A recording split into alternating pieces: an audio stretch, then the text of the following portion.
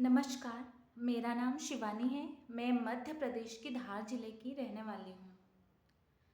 बचपन से मुझे बहुत ही अजीब-सा लगता था। ऐसा लगता था कि जैसे कि मैं पिंजरे में कैद हूँ।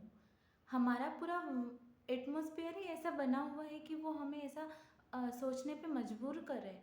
इसके लिए मैं किसी को ब्लेम नहीं करूँगी, पर पूरी पूरी तरह से जो ये व्यवस्थाएँ इस बनी हुई है इसी तरह से कि हम खुद को कैद महसूस करें, हम खुद को गुलाम समझें, हम खुद को मजबूर समझें।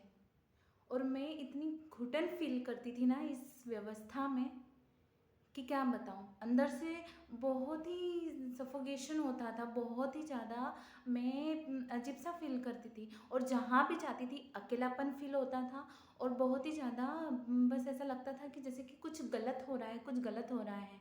और ये भीतर की जो पीड़ा है, ये सफ़रिंग है, ये जाती ही नहीं थी। समझ ही नहीं आता था कि ऐसा क्या है और कोई बताने वाला भी नहीं था और पूरी तरह से व्यवस्था भी ऐसी बनी हुई है कि इसको इग्नोर करें हम, इसको इग्नोर करें ना कि इसको अच्छे से समझें, इसको जानें कि आखिर ये है क्या?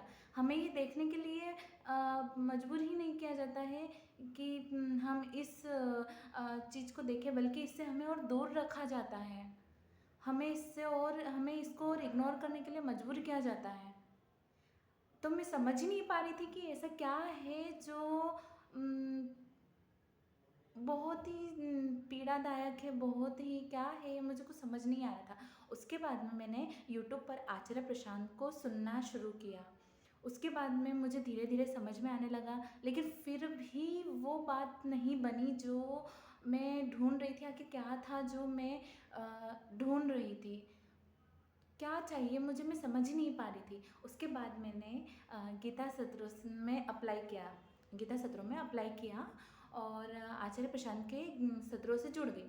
उसके बाद में मुझे धीरे-धीरे समझ में आने लगा, आचार्य जी के एक-एक श्लोक ऐसे हैं कि वो जीवन के हर सवालों के जवाब देते हैं। वो हर एक चीज़ को अच्छी गहराई से समझाते हैं।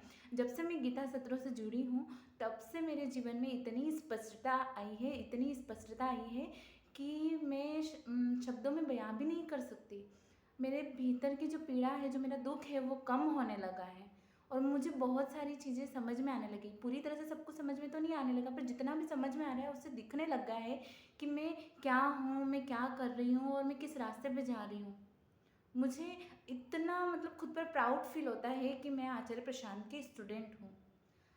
एक मैंने कविता लिखी है आचार्य प्रशांत के सत्रों से जुड़ने के बाद में मुझे जितना समझ में आया है, मैं तो पिंजरे में कैद एक पंछी, फिर देखा उस सुंदर से पंछी को उड़ान भरते हुए। पंखों में जान नहीं, लेकिन उड़ान भरने की चाहत बहुत गहरी।